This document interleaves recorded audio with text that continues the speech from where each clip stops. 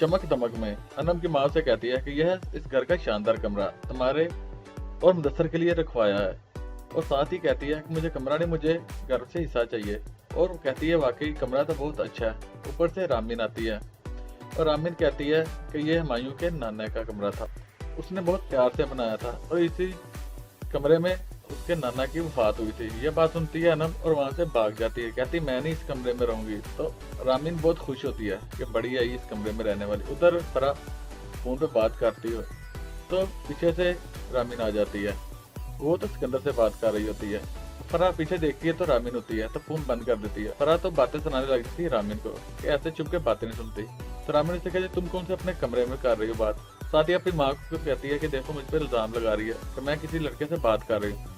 उसकी माँ रामीन को डांटती है और वहां से भेज देती है और खुद फरा का हाथ पकड़ती है और उसे साइड पे ले जाती है। कहती है कि बताओ कौन सा लड़का है। तो कहती है नहीं। तो उसकी माँ कहती है कि मैंने खुद सुना है रात को तुम्हें इतनी देर तक बातें करते रहे। तो बताती है कि सिकंदर नाम है उसका, उसके माँ बाप दुबई में रहते हैं और अपना घर बार है और बहुत अच्छा लड़का है और अमीर है। उधर फरा की माँ फराज फराज बुलाती है और उससे कहती है कि मैं तुमसे एक बात करती हूँ, अनम को कुछ दे दवा के अपनी जान छुड़ाओ। अब मैं और ज्यादा बर्दाश्त नहीं कर सकती अनम की बातें। और साथ ही कहती है कि मैं फरा की बात करनी थी, उसका रिश्ता आया और कुछ लोग देखने वाले हैं। तो कहता है कि आपने देख लिया किस कहाँ से आया रिश्ता।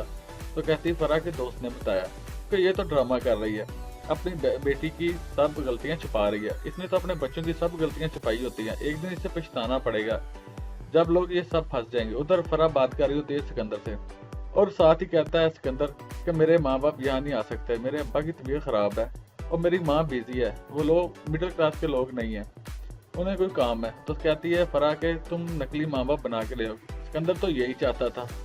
तो फरा तो उसके हंस की बातें करती है और रामीन मन ही मन में सोचती है कि इसने खुद ही अपने पाँव पे खिलाड़ी मार ली, इसने खुद ही सिकंदर को कह दिया कि नकली माँ बाप ले। उधर साथ जाता अपनी नानी से मिलने, क्योंकि ये तो किसी और चक्कर में आया होता है। तो उसकी नानी कहती है मैंने तुम्हारी माँ से बात करनी, मुझे अपने साथ ले जाओ, क्योंकि साथ तो ये ले जाना नहीं चाहता था। तो कहता है कि वो रामीन ने खुद से अपने बात की है, अम्मा ने कोई बात नहीं की। तो कहती ठीक है, रामीन को क्या जरूरत है ऐसी बातें करने की, ठीक है। उधर साथ आता है तो रामीन उसे बताने लगती है फरा की बात। तो साथ तो उसकी एक नहीं सुनता और कहता जिस तरह तुमने मेरी बात नहीं सुनी थी इस तरह मैं भी तुम्हारी बात नहीं सुनूंगा। तो कहती मैंने फरा के बारे में बात करनी है। तो कहता है कि जाओ अपने शोहर से बात करो। रामीन कहती ताए मेरे अब्बा की सब औलाद एक जैसी ही है, कोई किसी के काम नहीं आती।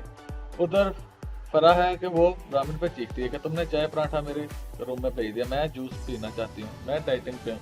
तो कहती है अपनी औकात में रहना चाहिए। तो फरा भी उसे कहती है कि तुम्हें भी अपनी औकात में रहना चाहिए, तुम्हारा बाप एक क्लर्क था। तो रामीन कहती है तुम्हारा बाप कौन सा कहीं लगा था, वो भी वहां से ही निकाले गए थे। उधर फराज और उसकी माँ आपस में बात करती है। फराज अपनी माँ से कहता है कि साथ कहाँ है। तो वो कहती है सोया हुआ है। तो कहता है कि उसे भी कहो मेरे हाथ बटाए। तो उसकी माँ कहती है कि वो कहता है कि सरमाया मैंने किया है, मेहनत भाई करेंगे। और साथ ही कहती है कि रात शाम को जल्दी आ जाना, फरा को देखने कुछ लोग आने वाले हैं। तो पूछता है कितने आदमी है। तो कहती है बस 2 ही हैं माँ बाप। उधर वो आते हैं तो बहुत खुश होते हैं और साथ ही कहती है कि मेरी बहू को बुलाओ और हमें बहुत अच्छा लगा आप लोगों से मिलकर। तो उसका बाप भी यही कहता है कि मैं इनके दुबई के रिटर्न टिकट करवा दूंगा। ऊपर से फरा आ जाती है। फरा को देखकर उसकी झूठी मुठी की सास कहती बहुत अच्छी है। और साथ ही फराज कहता है कि हमें बहन बेटी वाले हैं, हमें सोचने का मौका दे। सिकंदर फरा की तरफ देखता रह जाता है क्योंकि इनका तो प्लान कुछ और होता है। उधर हुमायूं फोन करता है रामीन को और कहता है कि मेरे घर में तुम लोग शिफ्ट हो गए हो। तो बताती है कि तुमने ही इजाजत दी थी।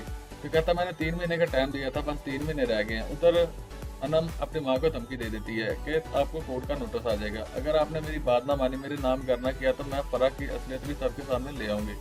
उधर जैसे फराज आता तो उसकी माँ उसे लिफाफा थमाती है। तो कहता है कि ये तो कोर्ट का नोटिस है। उसे देखकर उसकी माँ चौंक जाती है।